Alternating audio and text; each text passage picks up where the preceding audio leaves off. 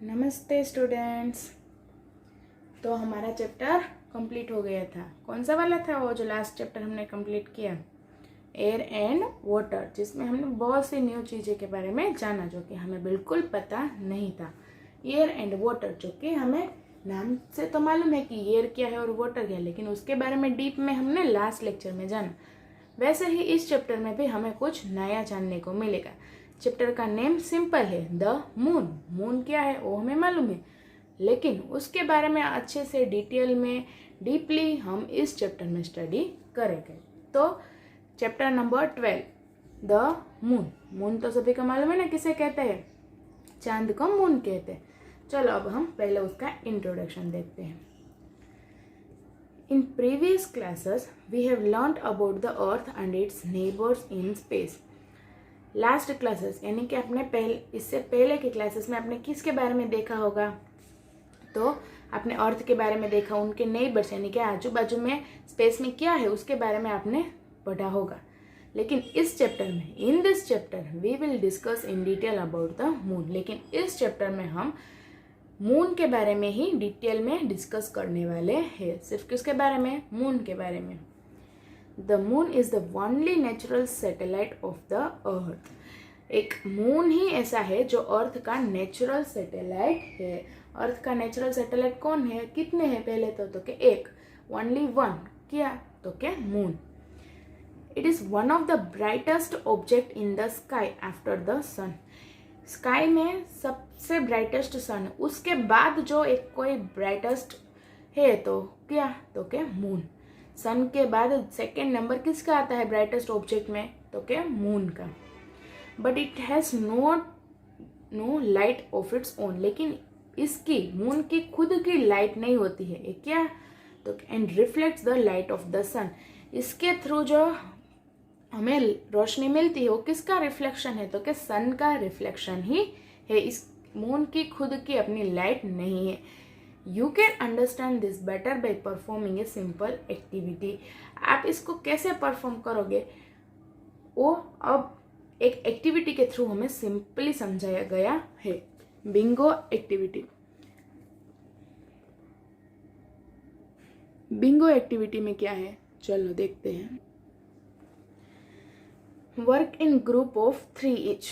आप 3 मेंबर्स को लेके एक ग्रुप में काम कर सकते हो। क्या लेना है आपको, एक टॉर्च, एक प्लेन मिरर और एक sheet of black pepper.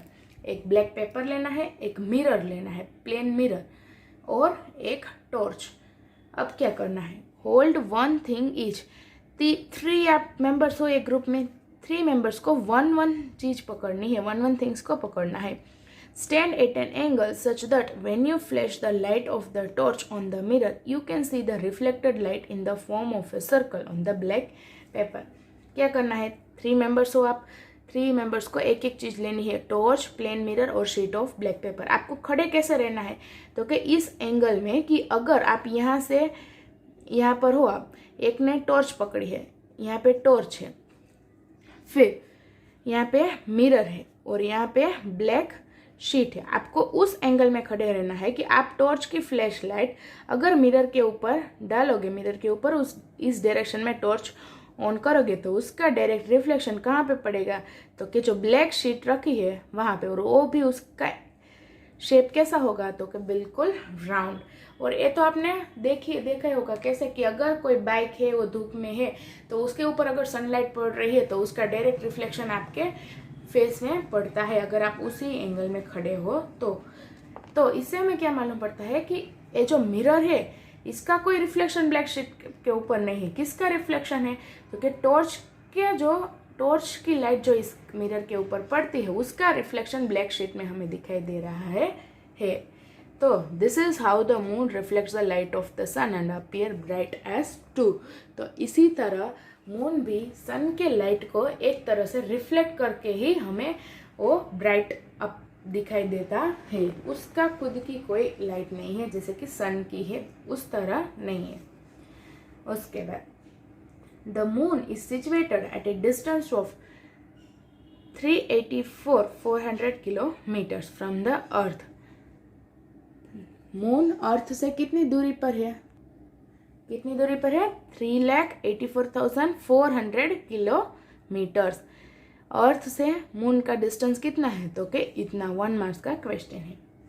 It is smaller than the earth and the sun. और जो ये मून होता है वो अर्थ और सन दोनों को कंपेरिजन में बहुत स्मॉल होता है। It appears to be of the same size as the sun because it is quite close to the earth. ये हमें दिखने में सन के जितने साइज में ही दिखाई देता है क्योंकि ये अर्थ के ज़्यादा नज़दीक में है, इसीलिए। अब कोई भी चीज़ है वो हमारे जो आई है वहाँ उसके नज़दीक में होगी तो हमें बड़ी दिखाई देगी, और वो ज़्यादा दूर पर होगी तो वही चीज़ छोटी दिखाई देगी, लेकिन उसके साइज में तो डिफरेंसेस नहीं आएगा ना।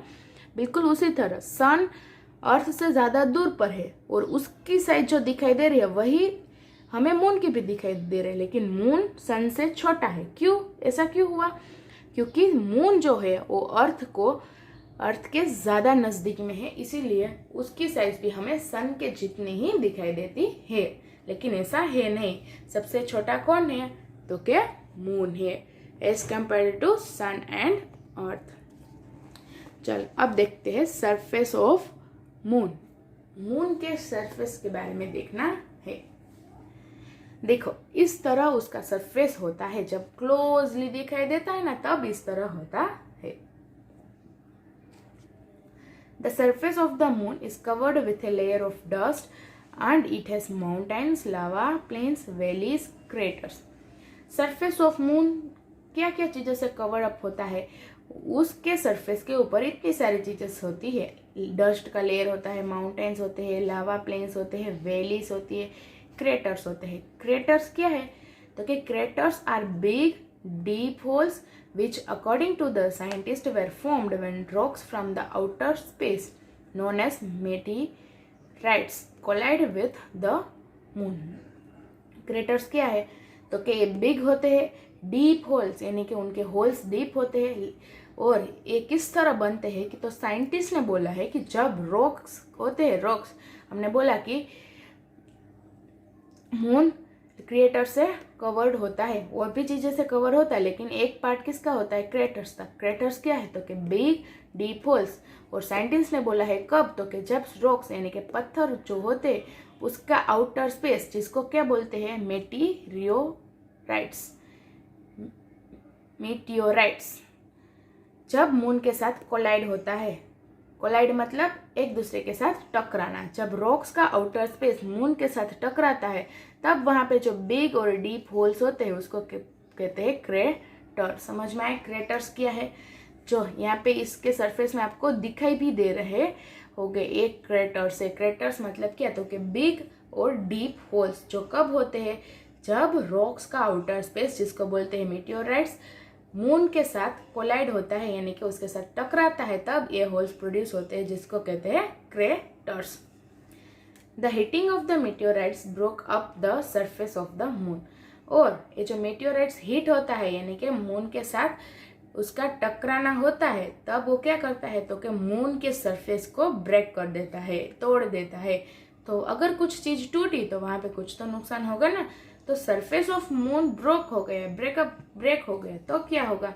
This caused lava present in the core.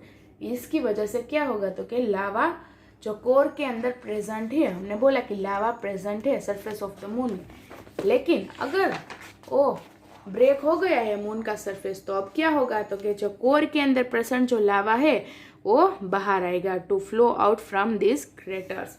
जो वहाँ पे क्रेटर्स जो बिग होल्स प्रोड्यूस हुए हैं ना, उसके थ्रू वो क्या आ जाएंगे? तो क्या बाहर आ जाएंगे। फॉर एग्जाम्पल के लिए बलून है, बलून के अंदर वाटर है। बलून को मान लो सरफेस ऑफ मून, और उसके अंदर जो जो चीजें है वो हमने बोली कि मून के सरफेस में क्या क्या होते हैं? तो क्या माउंटेन्स, लावा, प्लेन्स, जितने क्रेटर्स जो भी होते हैं वो सब भी किसके अंदर है? तो क्या सरफेस ऑफ मून के सरफेस में कवर्ड अप होते हैं। तो जैसे ही बलून के अंदर वाटर होता है और जब हम एक होल डालते हैं तो उसके अंदर का पानी बाहर निकलने लगता है, बिल्कुल वैसे ही जब सरफेस ऑफ मून ब्रेक होता है तो उसके अंदर का जो लावा होता है वो बाहर निकलने लगता है। When this lava cooled down, it formed plains। और जब ये लावा थोड़ा कूल डाउन हो जाए तब थोड़ा, क्योंकि लावा जब निकलता है तब हीटेड होता है, और जब ये बाहर निकल के कूल हो जाए तब ये क्या चेंज हो, क्या बन जाता है, तो कि plains, rocks etcetera. These craters were formed about 3.5 to 4.5 billion year ago. ये कब बनते थे, तो कि 3.5 से 4.5 बिलियन ईयर्स के पहले, इतने वर्षों पहले ये बने थे. अब देखेंगे atmospheric condition of the moon. तो एटमॉस्फेयर के बारे में तो हमने अच्छे से पढ़ा. एटमॉस्फेयर के लेयर्स के बारे में, कितने लेयर्स है, 5 लेयर्स है. और जितना हम ऊपर जाएंगे उतना क्या हो जाएगा, वहाँ पे ऑक्सीजन, यानी कि वहाँ पे कोई एटमॉस्फेयर रहेगा नहीं. तो मून तो अर्थ की सरफेस से ऊपर ही है, तो वहाँ पे एटमॉस्फेयर होगा नहीं होगा. तो फर्स्ट पॉइंट क्या है atmospheric condition of the moon का, तो कि the moon has no atmosphere. Moon के पास कोई एटमॉस्फेयर होता नहीं है. There is no air and weather on it. वहाँ पे कोई हवा नहीं होती, उनका कोई वेदर नहीं होता. But there are some evidence which suggest the presence of water on it. लेकिन वहाँ पे कुछ ऐसे सबूत है कि जिससे हमें मालूम पड़ता है कि मून के ऊपर क्या है, तो कि पानी थोड़ा है, वहाँ पे पानी प्रेजेंस है. It is extremely hot during the day and freezing cold at night on the moon as compare to the earth.